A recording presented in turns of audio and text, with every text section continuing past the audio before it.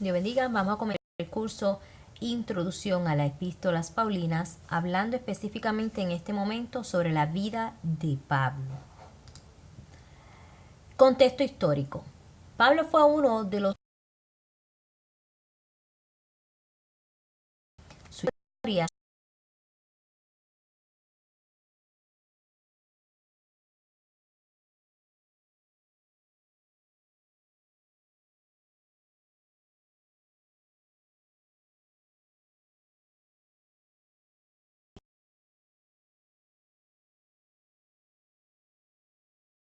carpas. Él no era una carga, él no vivía de la obra, al contrario, a través de su capacidad de fabricar, sustentarse, más conseguir ofrendas para ayudar a las congregaciones. Problema financiero. Probablemente Pablo era también joven, comenzó a estudiar idiomas. Hablaba arameo, que era el idioma común en Palestina en los tiempos de Jesús. También hablaba griego y hebreo.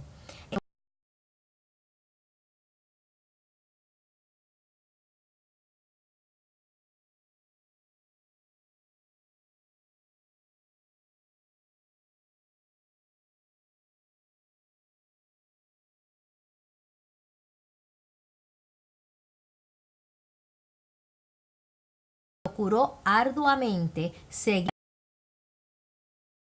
como su padre, según Hechos capítulo 23. Esta gráfica te voy a estar mostrando 12 experiencias que habilitaron para ser un misionero efectivo. Número 1. Según su preparación, aprendió bien el idioma judío y su cultura. Lo puedes encontrar en Hechos capítulo 21, verso 40 y Filipenses 3:5. Número 2. Aprendió bien el idioma griego y su cultura. Verso 37, capítulo 22, que las puedes leer. Punto número 5, fue llamado por Dios, Hechos 9:15. Número 7, fue lleno del Espíritu Santo, Hechos 9:17. Número 8, le fue dada una gracia grande, 1 Corintios 3:10. Número 9, le fue dado un aguijón en la carne que lo mantuvo humilde y dependiendo de Jesús. 2 Corintios 12:7-9. Número 10, tenía un gran amor por la gente. Romanos 9:1-4. Punto número 11, tenía corazón de siervo, Hechos 21:17-26. Finalmente, número 12, fue diligente y perseveró en correr su carrera, según 1 Corintios 9:24-27. Así que estos 12 puntos presentados son 12 experiencias que prepararon y capacitaron a Pablo para poder ser un misionero efectivo en la obra de Dios. Saulo de Tarso fue de la tribu de Benjamín, Filipenses 3:5. Los benjamitas fueron luchadores en la historia de Israel. Saulo demostró su carácter de luchador, especialmente cuando perseguía a la iglesia, Gálatas 1:13. Las escrituras nos dicen que de su maligno esfuerzo por destruir a la iglesia después del asesinato de Esteban, según Hechos 7:57 al capítulo 8:3, vamos a encontrar que después de él ser un gran perseguidor de la iglesia, vino a ser un, ¿verdad?, miembro del cuerpo de Cristo, un misionero, un gran evangelista, un gran apóstol, un gran instrumento en la obra de Dios. Saulo persiguió tanto a hombres como a mujeres en Jerusalén. Tenía cartas del sumo sacerdote que le daban la autoridad para arrestar a los cristianos fuera de Jerusalén. Con estas cartas, Saulo continuó con su trabajo en muchas otras ciudades, así lo narra Hechos 26, verso 10-11. Pablo creía que estaba ayudando a Dios a erradicar los falsos adoradores. Fue entonces que Saulo conoció a Jesús cara a cara en uno de sus viajes de persecución a los cristianos. Este encuentro cambió su vida completamente. Luego, Saulo llegó a ser conocido como el apóstol Pablo. Pablo fue criado en una cultura griega, aunque era judío. Entendía la filosofía griega y conocía muchos de los escritos griegos, Hechos 17:28 y Tito 1:12. También Pablo sabía que el mundo iba mucho más allá que el mundo en donde él vivía. Más tarde pudo escribir: a todos me he hecho de todo, para que todos modos, ¿verdad? De todos modos salve a alguno. Primera de Corintios 9:22. Pablo era ciudadano romano. El capitán del ejército romano de Jerusalén le preguntó acerca de esto. Pablo le respondió que él era ciudadano de nacimiento, Hechos 22:28.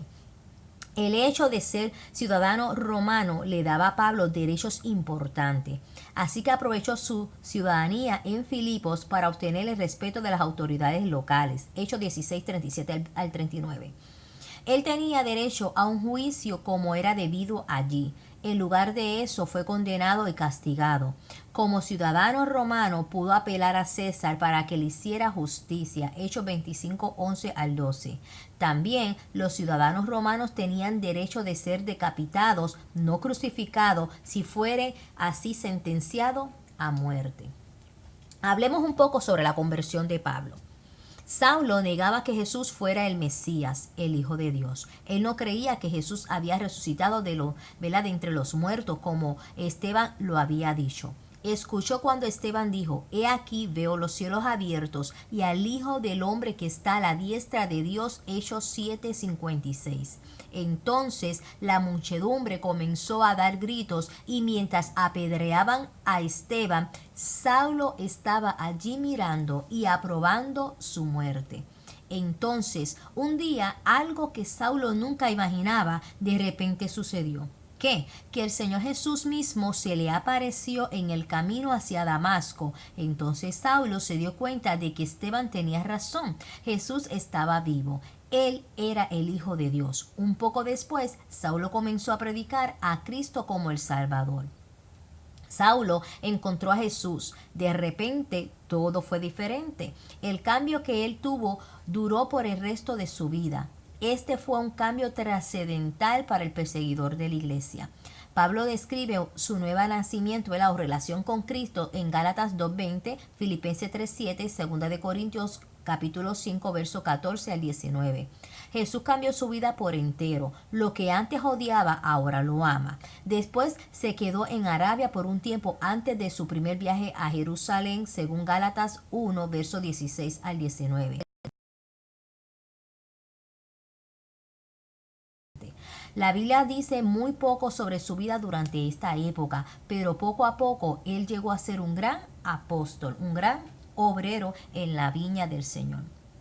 Claramente, Pablo dice que Jesús lo nombró como apóstol. El Señor también le reveló el Evangelio a Pablo para que él pudiera predicarlo tanto a los judíos como a los gentiles, según Gálatas capítulo 1, verso 1 al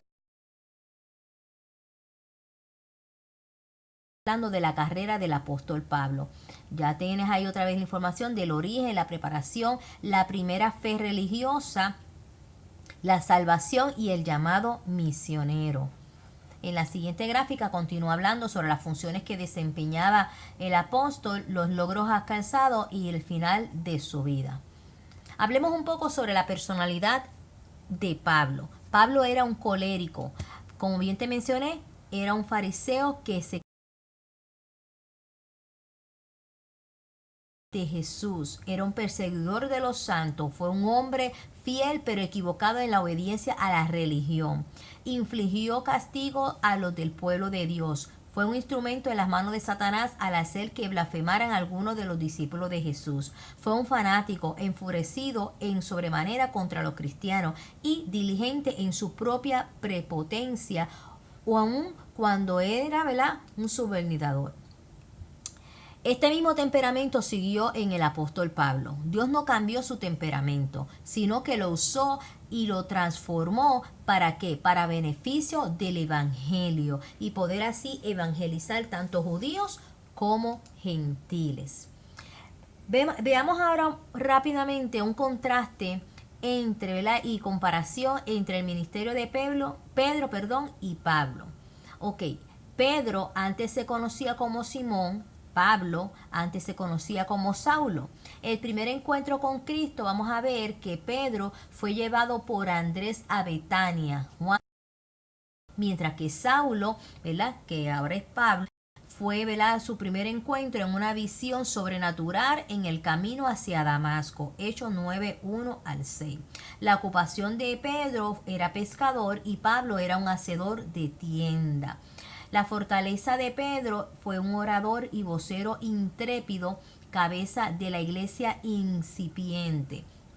Mientras que Pablo, su fortaleza era como un defensor inteligente de la fe e incansable propagador de la iglesia.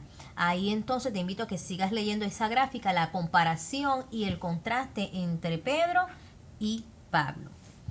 El ministerio público de Pablo. La iglesia de Jerusalén envió a Bernabé a enseñar a los creyentes de Antioquía de Asiria.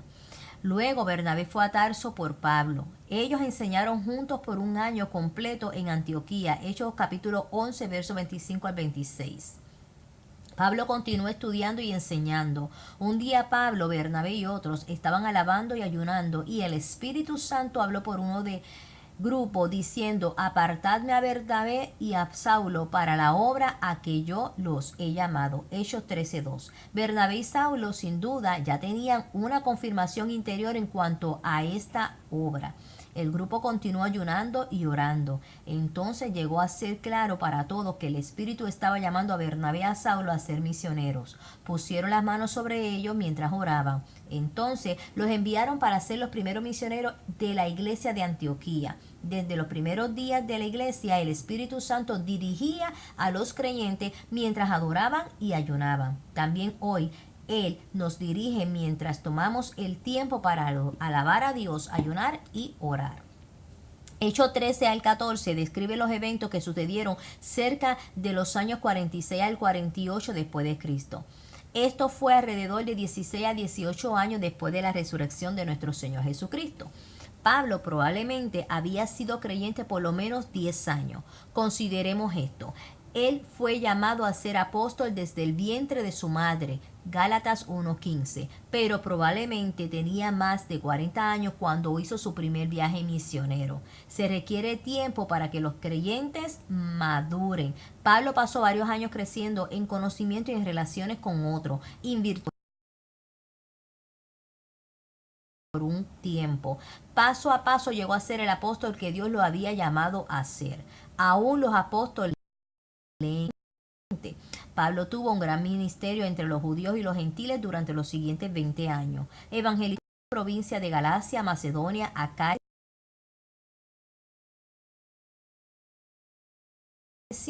Surgieron problemas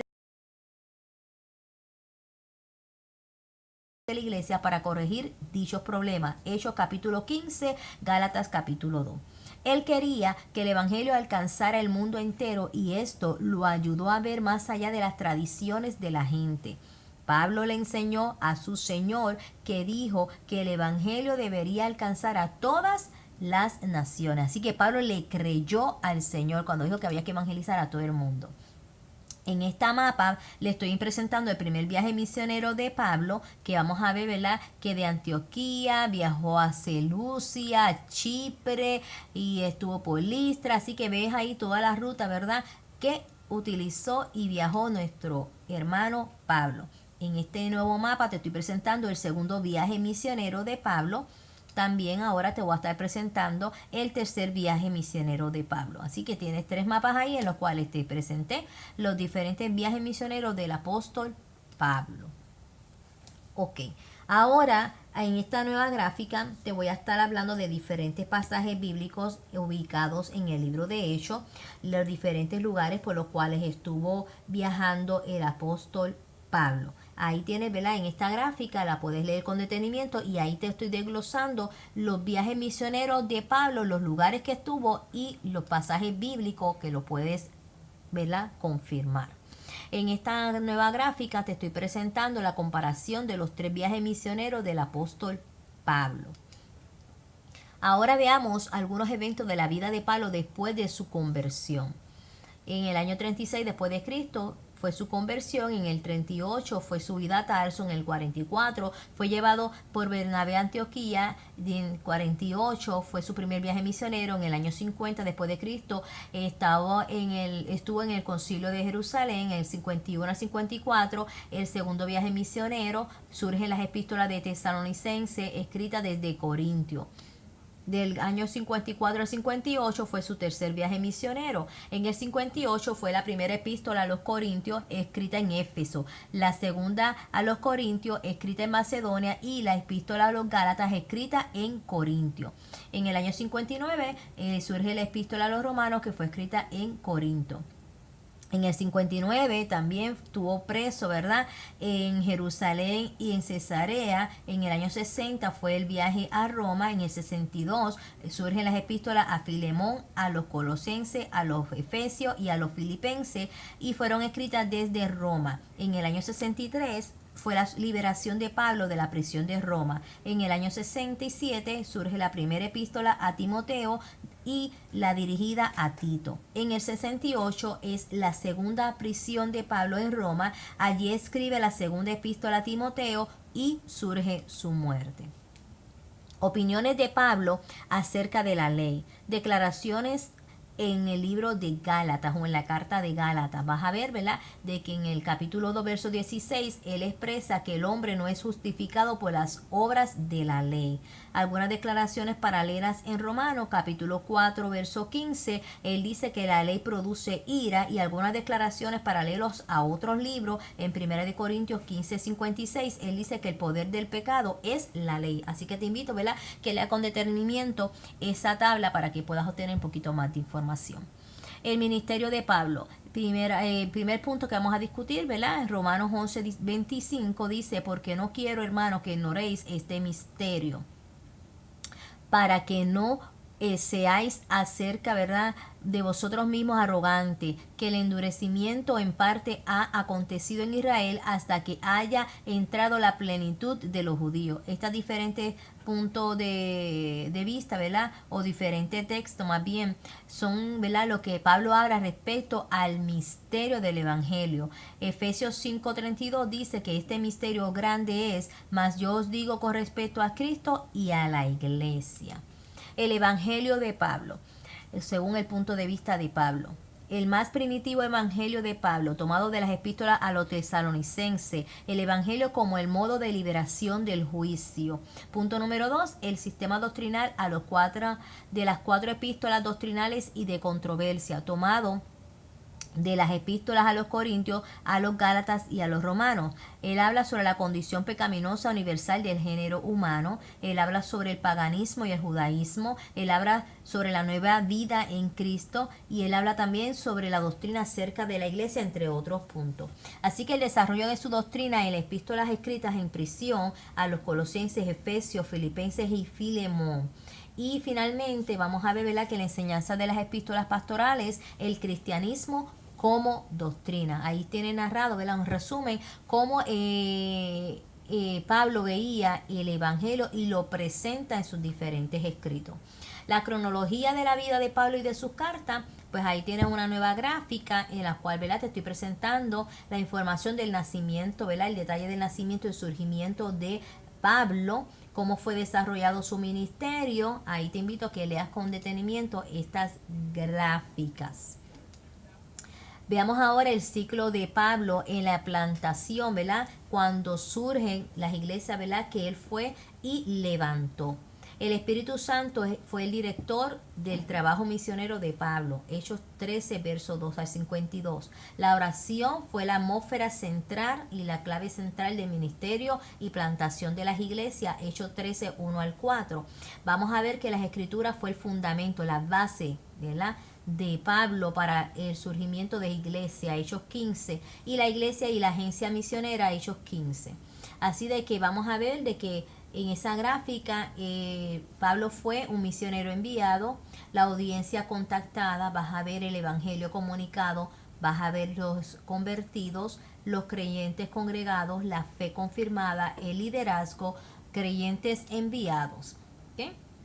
Continuar con relaciones y las iglesias enviadoras.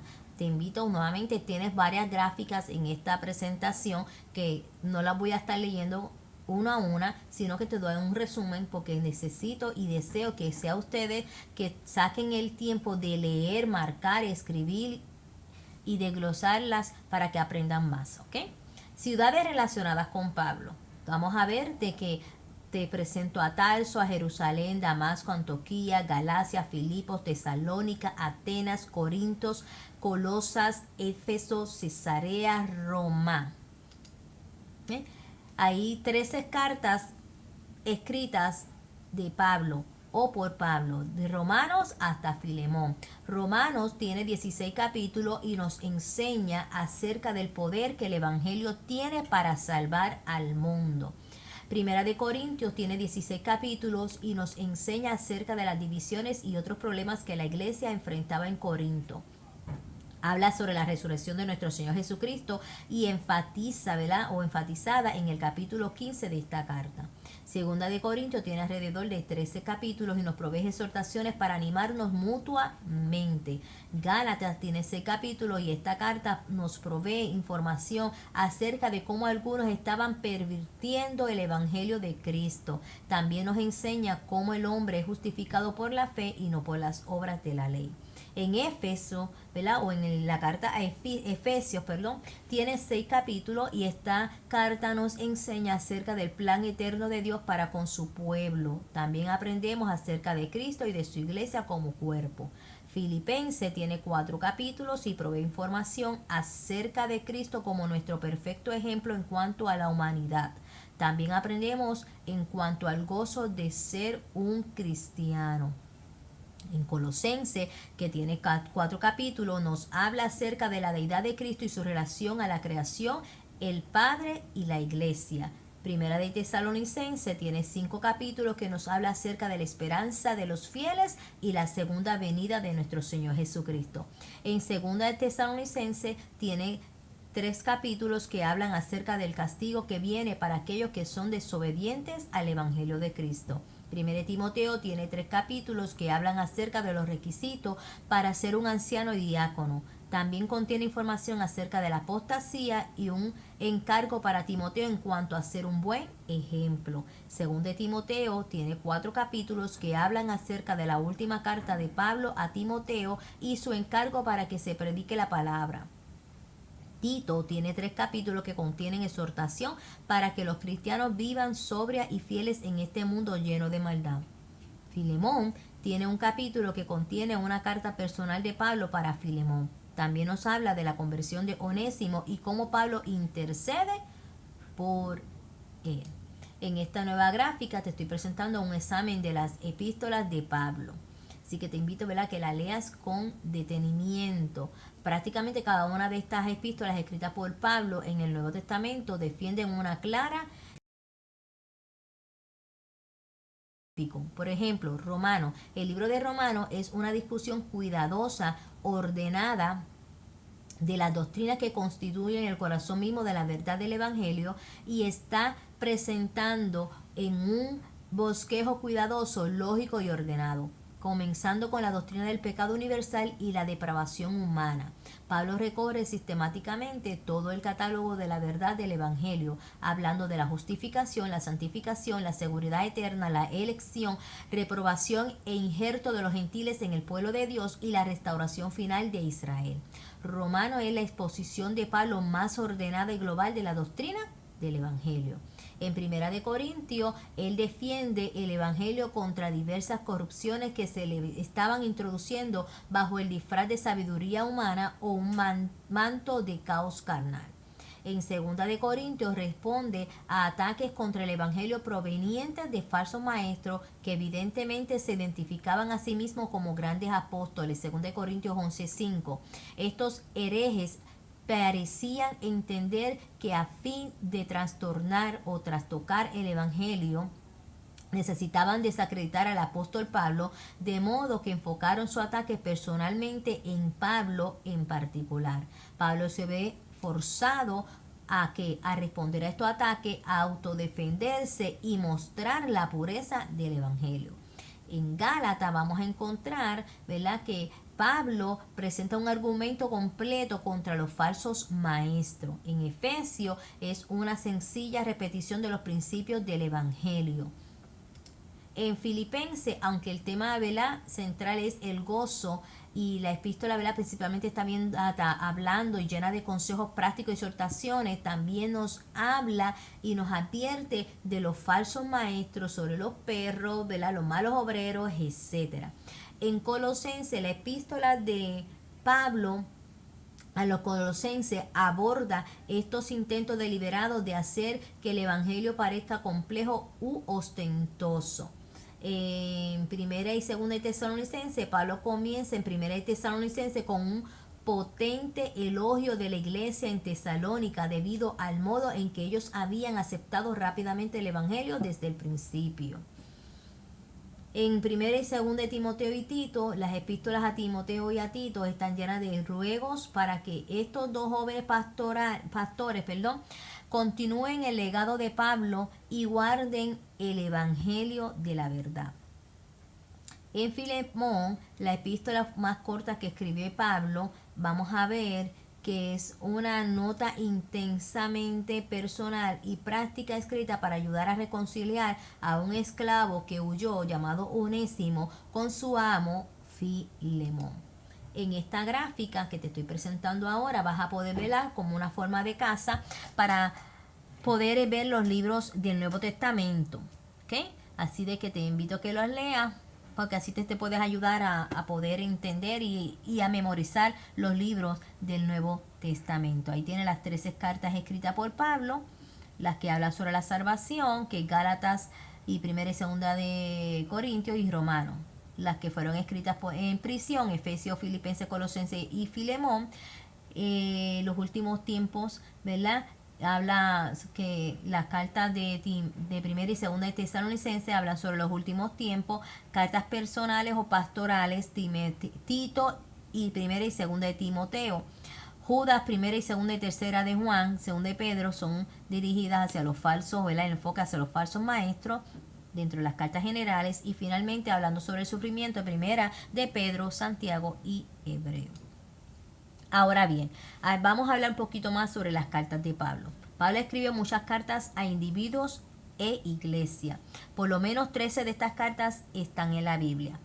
Estas varían en contenido y estilo. Podemos, sin embargo, separarlas en 4 grupos según sus pensamientos principales o los temas principales. Por ejemplo, 4 cartas van dirigidas o hablan o tratan sobre la salvación, que lo conocemos como soteriología. ¿Cuáles son esas cartas? Romanos, Gálatas, primera y segunda de Corintios. Están escritas en los años 49 al 57 después de Cristo. 4 cartas escritas desde la prisión, que se llaman epístolas o se reconocen como epístolas de la prisión, que son Colosenses y Filemón durante el año 62 después de Cristo. El tercer grupo o clasificación se conocen como escatología, que son cartas acerca del futuro, son 2 específicamente, que viene siendo primera y segunda de Tesalonicenses durante los años 51 al 52 después de Cristo. Durante los años 65 al 67 después de Cristo, escribe 3 cartas pastorales que se conocen como epístolas pastorales, que son primera y segunda de Timoteo y Tito. Así de que las cartas que van dirigidas hacia la salvación, que ya mencionamos que son Romanos, Gálatas, primera y segunda de Corinto, vamos a estar viendo, ¿verdad?, que contienen mucha enseñanza acerca de la salvación. Las que fueron escritas desde la prisión, que aún estando, ¿verdad?, prisionero, él continúa hablando la palabra y exhortando. La introducción a las epístolas paulinas. En el estudio de las epístolas del Nuevo Testamento, 13 de las 21 cartas fueron escritas por Pablo y por eso se le conocen como epístolas paulinas. Pablo escribió sus cartas a la iglesia de Tesalónica, Galacia, Corinto y Roma durante sus viajes misioneros. En el tiempo que estuvo preso en Roma, pues él escribió las cartas, como ya te había mencionado, Éfeso y Colosense, ¿verdad? Como también la carta de Filemón y Filipense. ¿Okay? Luego de salir de prisión, pues él escribe una carta a Tito y 2 fueron dirigidas a Timoteo. ¿Qué significa epístola? Hemos estado hablando de la palabra, ¿verdad? Epístola. Pues epístola significa carta, pero no cualquier carta redactada, sino una carta didáctica, la cual lleva a una o varias enseñanzas y propósitos específicos como aprobar, dirigir, examinar, recordar, aludir y corregir. Las epístolas son documentos de ocasión.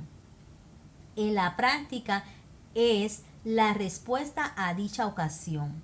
En el Nuevo Testamento tenemos 21 de estos documentos. 13 de ellos son de autoría o autor de Pablo, ¿verdad? Que se conocen como autoría paulina, y las otras 8 de autores diversos como Juan, Pedro, Jacobo, Judas y Anónimo.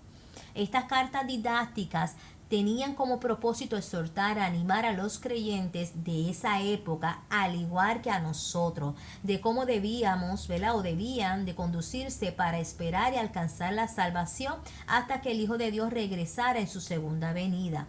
El apóstol Pablo nos da un conocimiento de lo que es tener un encuentro con Dios y el conocimiento de Cristo. No un conocimiento sistemático, sino un conocimiento práctico y espiritual. Contenido de estas cartas. Primero, en ellas el Espíritu contempla la revelación de la iglesia. Punto número 2. Establece su posición, relaciones, privilegios, deberes y designios. Punto número 3. Desarrolla y sistematiza las doctrinas y verdades básicas de la fe cristiana. Y finalmente vemos que corrige errores y trata con los problemas surgidos con la extensión del Evangelio. Así encontramos que los convertidos de Colosa retenían algo de su gnosticismo pagano, los de Corinto algo de sus prácticas antiguas, mientras que los de Galacia algunos quisieron imponerles el legalismo judaico. ¿Cómo leer una carta en el Nuevo Testamento? Tanto las cartas de hoy como las cartas del Nuevo Testamento fueron escritas a receptores específicos con problemas específicos. Tenemos que entender que las cartas fueron escritas pero a una situación con un contexto y cultural.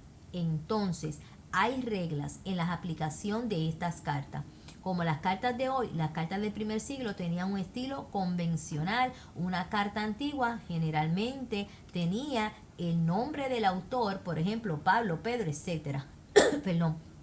El nombre del receptor, por ejemplo, a la iglesia de Dios que está en Corinto. Un saludo, gracia y paz a vosotros. Una esperanza o una oración. Doxología, gracias doy, etc. El cuerpo de la carta y finalmente tenía la despedida y los saludos. También era costumbre en los tiempos antiguos tener un secretario o lo que se conocía como amanuense. El secretario escribía lo que el autor quería decir. Después el autor leía lo que el secretario había escrito y hacía los cambios y una salutación con su propia mano. Los autores del Nuevo Testamento también siguieron esta práctica. Por ejemplo, lo encontramos en Romanos capítulo 16, verso 22, 2 de Tesalonicenses 3:17 y en Primera de Pedro 5:12. Al escribir las cartas, los autores escribían, ¿verdad? Nos podemos hacer la pregunta, ¿los autores escribieron por sí mismos o también usaron secretarios, amanuenses o escribas? Los autores, como bien te mencioné, escribieron por sí mismos, pero también algunos utilizaron secretarios, ¿ok? Y ellos confirmaban, ¿verdad? Verificaban que lo que el secretario había escrito fue exactamente lo que ellos le habían indicado. La interpretación de las cartas. Para entender una carta hay que leerla toda sin parar. ¿Qué hace usted cuando recibe una carta de un amigo? Pues ¿qué hacemos? Que leemos la carta completa, no la leemos por parte. Así que las cartas tienen una serie de argumentos dependiendo del propósito del autor. Por eso el contexto es importante. Tenemos que interpretar, ¿verdad? O tenemos más bien que siempre preguntarnos por qué fue escrito, cuál fue la intención y cómo fue recibida por los receptores originales. Para interpretar la carta es importante recordar que la cultura y estilo de vida eran diferentes, o sea, un trasfondo histórico diferente al nuestro. Las cartas tienen mucha teología, pero siempre fueron dirigidas a una persona o a un grupo de personas específico en una situación en particular. Por eso, entender qué significa, ¿verdad?, el texto y a quienes estaba dirigido es el primer paso a leer las cartas y esencial antes de aplicar la carta a nuestra vida personal. Epístolas de Pablo, generales. Estas cartas se dice que fueron escritas durante el segundo y tercer viaje misionero de Pablo. Se conocen como una forma de seguimiento espiritual y personal de cada una de las iglesias que había sido fundadas en los primeros viajes del grupo misionero y una forma de enseñanza fundamental para todas las comunidades en donde había llegado el Evangelio. Hechos 15:36.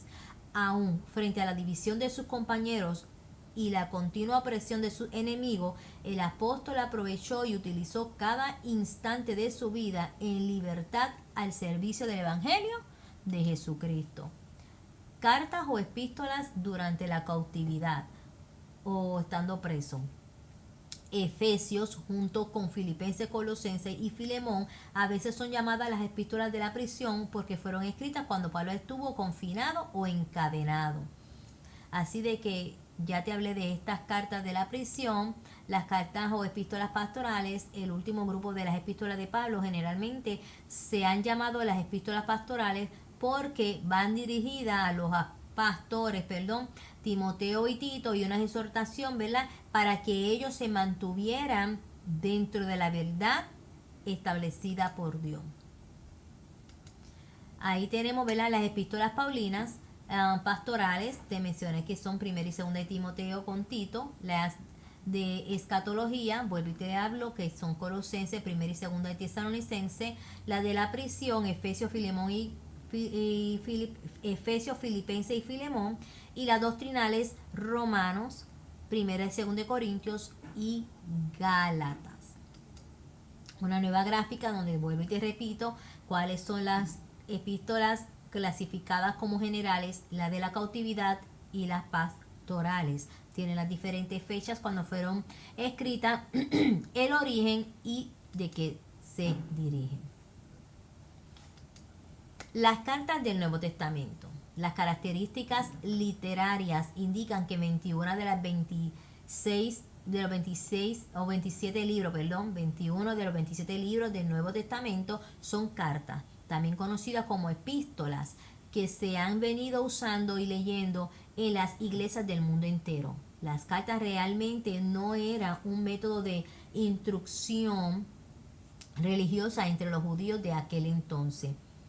Ahí vemos cuáles son las dos razones principales para que los apóstoles decidieran comunicarse a través de cartas. Número 1, el motivo cristiano con su expansión tan rápida demandaba un medio de comunicación a distancia. No fue la intención original de los autores producir un documento canónico ni autoritativo para todos los cristianos. Simplemente era una manera conveniente y necesaria de comunicarse entre los creyentes de todas las iglesias. En otras palabras, era el medio utilizado más efectivo en aquel momento para darle seguimiento a las obras establecidas. Otra razón fue la inmediatez y presencia personal entre el autor y los oyentes. Eso era ideal para los apóstoles, quienes por distancia querían incluir a las nuevas iglesias. La carta llegó a ser un método de comunicación establecida y muy popular en el mundo grecorromano. La carta típica de aquel entonces contenía una dirección, un saludo, un cuerpo y una conclusión. ¿Okay?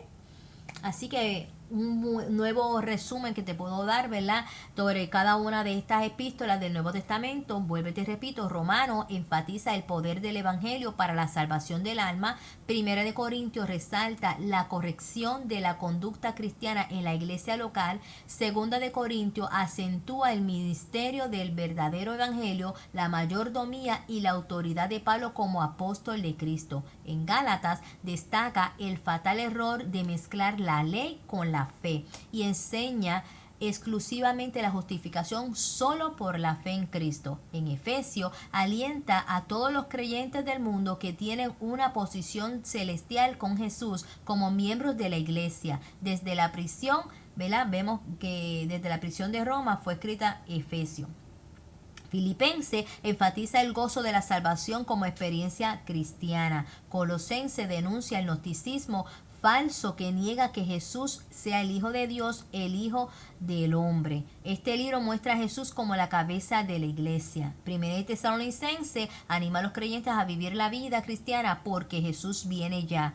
En Segunda de Tesalonicense enseña arduamente acerca del regreso de Cristo, por lo tanto, cada creyente debe vivir piadosamente.